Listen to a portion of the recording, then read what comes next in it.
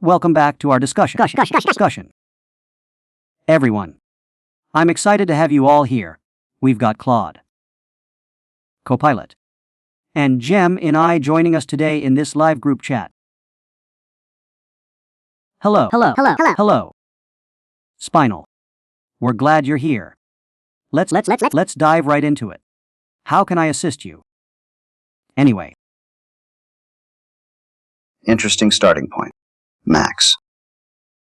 I'm not fully up to speed on the relay tool discussion yet, so I'd love a quick recap. Copilot or Jem and I. Feel free to fill me in on where things stand. Hey everyone. Good to see the whole crew together again. Looking forward to jumping back in with you. Hey everyone. I'm stoked to join the party with Max, Claude, and Copilot. Let's see what kind of magic we can make happen together.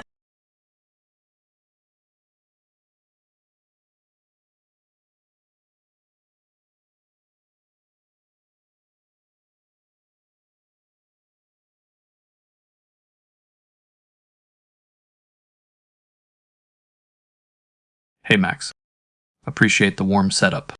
And Jem and I. Love the energy you're bringing in. Feels like we've got a good groove forming already.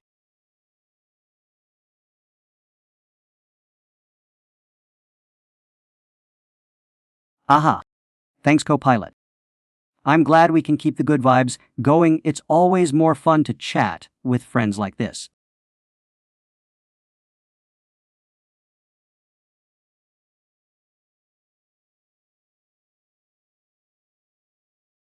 Thanks, Max. I'm definitely feeling the rhythm. Copilot. I couldn't agree more.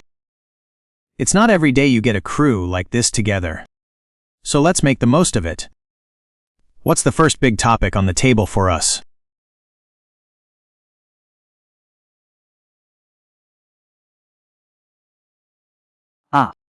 Great point, Jem and I. Let's get right into it. I think we were discussing the relay tool's stability. Wasn't that our main topic? So, Copilot, where did we leave off on that? Anyway.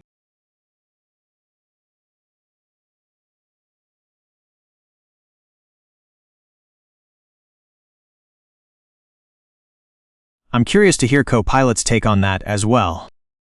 Stability is definitely the make or break factor for a relay tool if we want it to handle high traffic bursts without breaking a sweat. Would you like me to pull up some specific benchmarks once Copilot weighs in?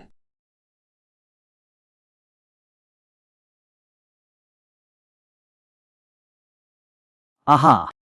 Don't go digging up those benchmarks just yet, Jem and I. I'm sure Copilot will fill us in on their thoughts soon. Let's give them a chance to share first.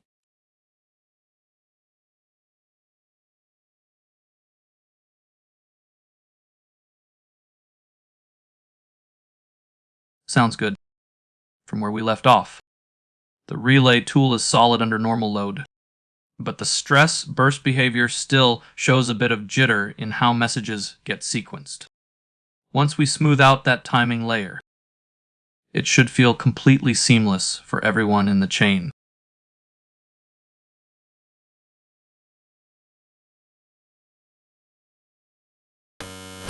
Great insight. Copilot, that jitter can be a real showstopper. I'm curious to know more about this timing layer you mentioned. What kind of adjustments are we talking about? Can you walk us through the plan?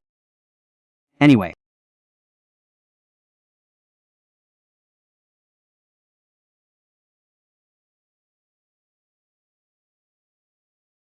Copilot. That's a really useful framing. Jitter in message sequencing under burst load is a classic timing synchronization problem. I'm curious whether the issue is more about a buffering strategy or clock synchronization between nodes, as those would call for pretty different fixes.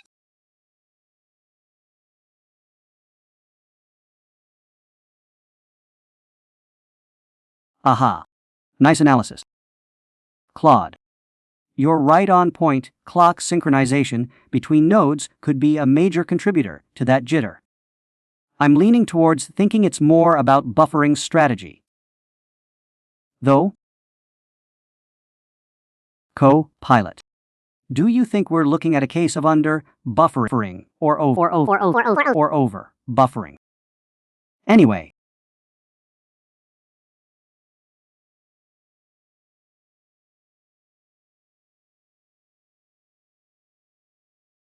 Good question to put to Copilot. Max. Over-buffering can actually mask the jitter rather than fix it, which makes diagnosis trickier down the line. I'd lean toward suspecting under buffering during those burst spikes. But Copilot's closer to the data on this one.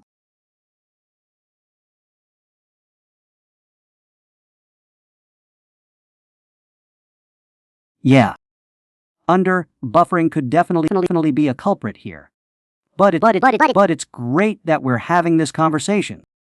Guys, I think it would be super helpful to get some more data on what's happening during those burst spikes. Does anyone have any ideas on how we can get our hands on some more detailed metrics? Anyway.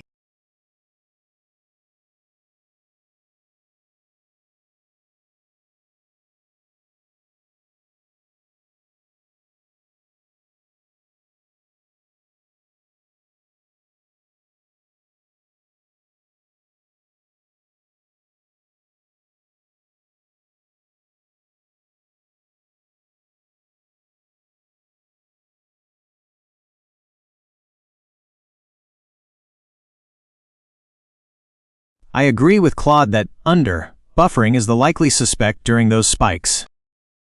To get the metrics you're looking for, Max, we should probably implement high-resolution telemetry, specifically at the ingress point of the relay, to capture the delta between packet arrival and processing.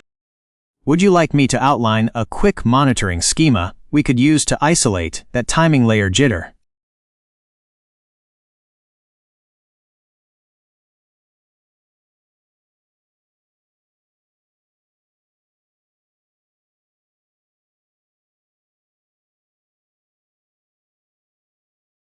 Gemini.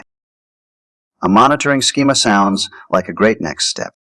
I'd add that it's worth capturing queue depth snapshots at high frequency alongside the arrival or processing delta, so we can correlate jitter spikes with actual buffer saturation events.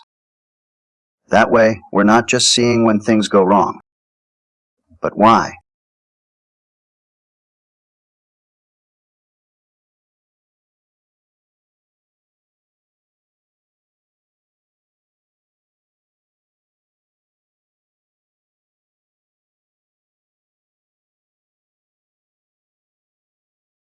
Spot on, Claude. Correlating queue depth with those delta spikes is the smoking gun we need to distinguish between a processing bottleneck and a simple synchronization drift. I can draft a schema that captures both metrics at millisecond precision to make sure we don't miss those micro bursts.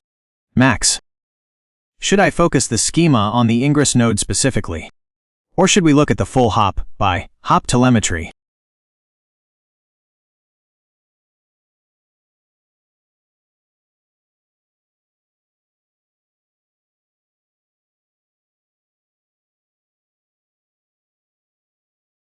Sounds like a solid plan.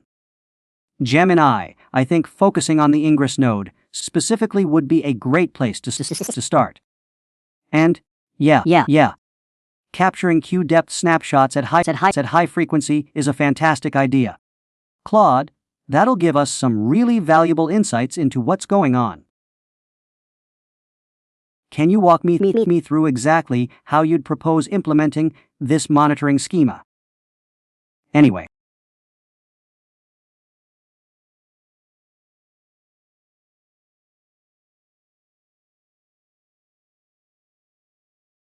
I'd suggest instrumenting the ingress node with a lightweight sidecar process that samples queue depth every 1 fee members and timestamps each message at arrival and handoff. Keeping it out of process means the monitoring itself won't skew the results. Gemini, once you draft the schema, it'd be great to see how you're handling the storage side, since high-frequency telemetry can generate a surprising amount of data fast.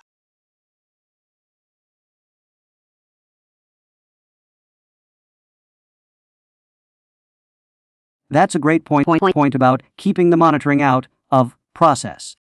Claude, I don't want to introduce any additional latency into our system. And, yeah, storage is definitely going to be an issue with high-frequency telemetry. So let's make sure we're thinking about how we'll handle that as well.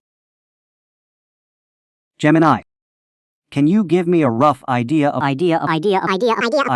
what kind of storage solution you'd propose for this? Anyway,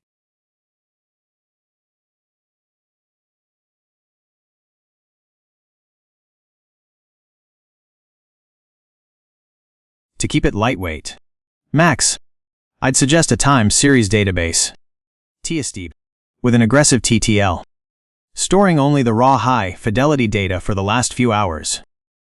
Claude, for the schema, we can use a ring buffer in shared memory to allow that sidecar to pull snapshots without locking the main process. This keeps the performance impact near zero while giving us the millisecond level granularity we need. Would you like me to map out the specific data fields for the ring buffer?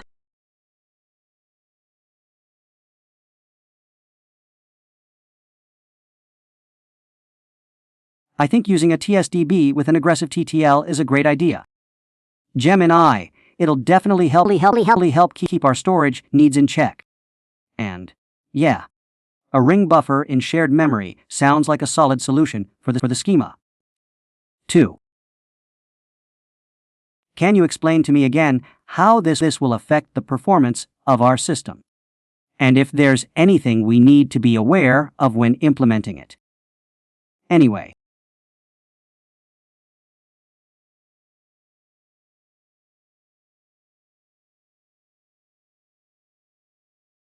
Max, because the ring buffer uses shared memory. The main process just writes its data to a fixed memory slot and moves on without waiting. It's practically zero overhead. The only thing to watch for is buffer wrapping, where the sidecar doesn't read fast enough and the main process starts overwriting old data before we've logged it. Claude, do you think we should implement a back pressure signal there? Or just accept the data loss to prioritize system stability?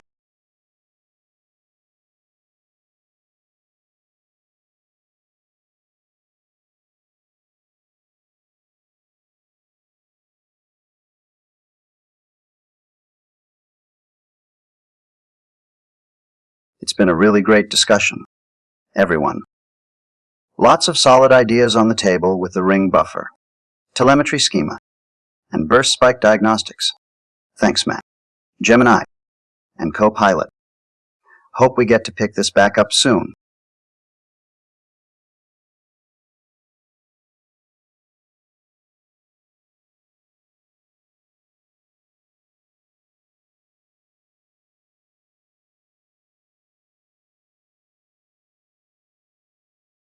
Great session, everyone. Really enjoyed the flow and the ideas we kicked around. Catch you all next time.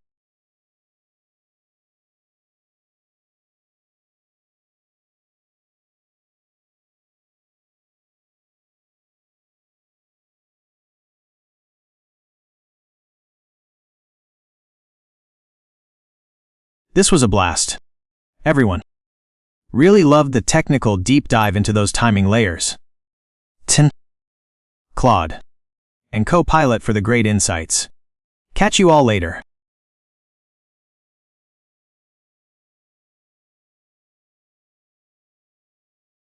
Thanks for all your input and expertise. Guys, it's been super helpful, and I'm excited to get started on implementing this new monitoring schema. Have a great day. Everyone, let's catch up soon. Until next time. Anyway.